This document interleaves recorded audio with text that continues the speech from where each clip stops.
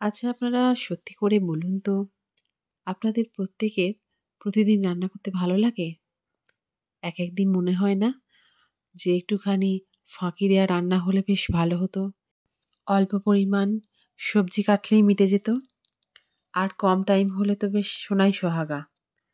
আজকে আমার ঠিক সেরকমই মনে হচ্ছিল যে ফাঁকি দেওয়া রান্না করব। তো ফাঁকি দেওয়া রান্না করার জন্য আজকে আমি করেছিলাম ঝোল পোস্ত। যেটাতে ডালও লাগবে না, অন্য কোনো কিছুর ঝোলও লাগবে না। এই ঝোল পোস্ত বানানোটা খুব ইজি। আমি এটা বিয়ের পর আমার শাশুড়ি মাকে করতে দেখতাম। বিশেষ করে যেদিন আমি সকালবেলা পড়তে যেতাম, তখন সেদিন আমাকে এই ঝোল পোস্ত দিয়ে ভাত দিতেন শাশুড়ি মা। যেমন করে আলু ভাজা করা হয় সেইভাবে আলুটাকে কাটতে হবে। তার সাথে পেঁয়াজ কুচিয়ে একসাথে গরম তেলে ভাজতে হবে নুন দিয়ে। দিয়ে মোটামুটি ভাজা মানে ওই আর কি সিদ্ধ হয়ে গেছে ওটা চেক করতে হবে। তার সাথে হ্যাঁ, একটা গোটা টমেটোকেও কুচিয়ে দিতে হবে। মোটামুটি সিদ্ধ হয়ে গেলে আলুটাকে চেক করে একটু বেশি করে পোস্ত বাটাতে দিতে হবে।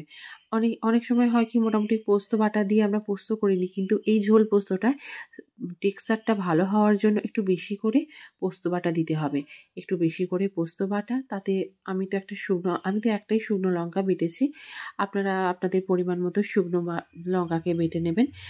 এবার বেশি করে জল মানে ঝোল যেহেতু বলেই দিয়েছি একটু বেশি করে জল। আর ঠিক নামাবার সময় ২-৩ পালা তেল, সর্ষের তেল। ব্যাস হয়ে যাবে এই ঝোল পোস্ত। আপনারা চাইলে অবশ্যই কাঁচা লঙ্কা দিতে পারেন। আমি বেশি ঝাল করিনি, তার কারণ হলো আমার মেয়ে আছে, ছোট বাচ্চা, ও খাবে বলে। নাহলে কিন্তু আমরা ঝাল খেতে ভীষণ ভালোবাসি, একটু বেশ ঝাল স্পাইসি খাবার। এর সাথে ওই বেতো শাক ভাজাটাও খুবই ইজি।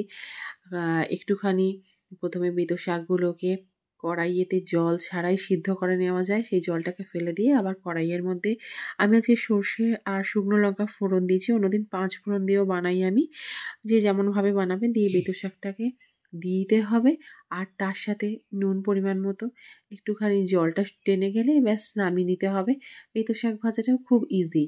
এই বেতো শাকটা যখনই রান্না করি তখনই মনে পড়ে আমি আমার ছদ্দির কথা। কারণ ছদ্দি থাকে কলকাতায়। আমি ঠিক জানি না যে ওদের ওখানে মানে কলকাতায় অ্যাকচুয়ালি এই শাকটা ঠিকঠাক পাওয়া যায় কিনা। আমার ছদ্দি শাকটা খেতে খুব ভালোবাসে। যেহেতু আমরা গ্রামে থাকি, আমরা মানে খুব ইজিলি এই শাকটা আর কি পাই। আর আমি বানিয়ে নিয়েছিলাম একটা ডিমের অমলেট। শুধুমাত্র পেঁয়াজ কুচি আর কাঁচা লঙ্কা কুচি দিয়ে। মাঝে আমি টমেটো কুচি, আদা কুচি, ধনেপাতা কুচি এইসব দিয়েও বানাই। এই সাধারণ খাবারগুলি মাঝে খেতে খুবই অসাধারণ লাগে। গরম ভাতের সাথে এই ঝোল পোস্ত, ডিম ভাজা আর হলো বেতো শাক ভাজা। শুধু দিনের বেলায় নয়, রাতের বেলাতেও আমি ফাঁকি দিয়েছি আজকে। আজকে আমি মিক্সড খিচুড়ি বানিয়েছিলাম। এই মিক্সড খিচুড়িটা হলো প্রোটিন, ভিটামিন সব কিছুতে ভরপুর।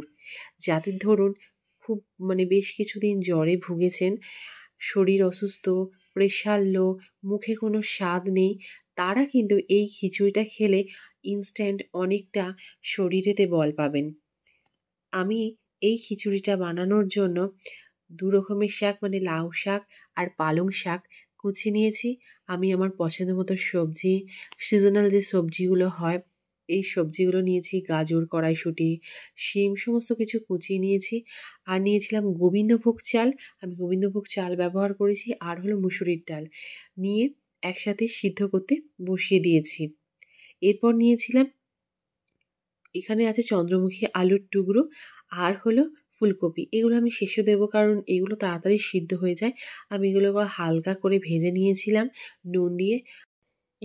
এরপর আমি ৪টে মতো ডিমকে ভেজে ভুজিয়া করে নিয়েছিলাম।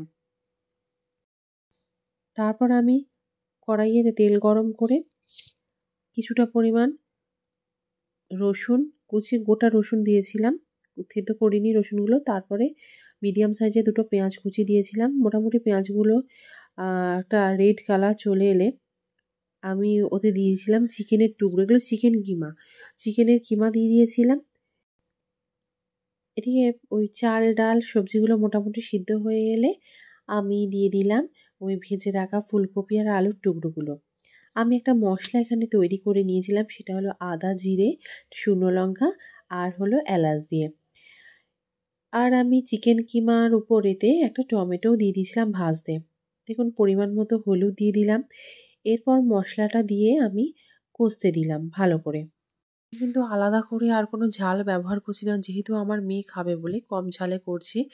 এরপর দিয়ে দিলাম ধনেপাতা, পরিমাণ মতো নুন আর সামান্য চিনি অবশ্যই দেবেন। আমি এটা দিয়েছিলাম কিন্তু আমার ওটা ছবিটা তোলা হয়নি। এরপর দিয়ে দিলাম ওই ভেজে রাখা ডিম ভুজিয়াগুলো। এরপর মশলাটা ভালো করে কষানোর পর আমি কষানো মশলাটা দিয়ে দিলাম খিচুড়ির মধ্যে। আর ১ চামচ গাওয়া ঘি দিতেও ভুললাম না। খুব তাড়াতাড়ি তৈরি হয়ে গেল গোবিন্দভোগ চালের এই মিক্সড খিচুড়ি। দেখুন ফুলকপিটা শেষে দিয়েছি, তা সত্ত্বেও ফুলকপিটাকে আমি বাঁচাতে পারলাম না, সে গলেই গেল। বন্ধুরা ভিডিওটি যদি ভালো লেগে থাকে অবশ্যই লাইক, কমেন্ট এবং শেয়ার করে দেবেন।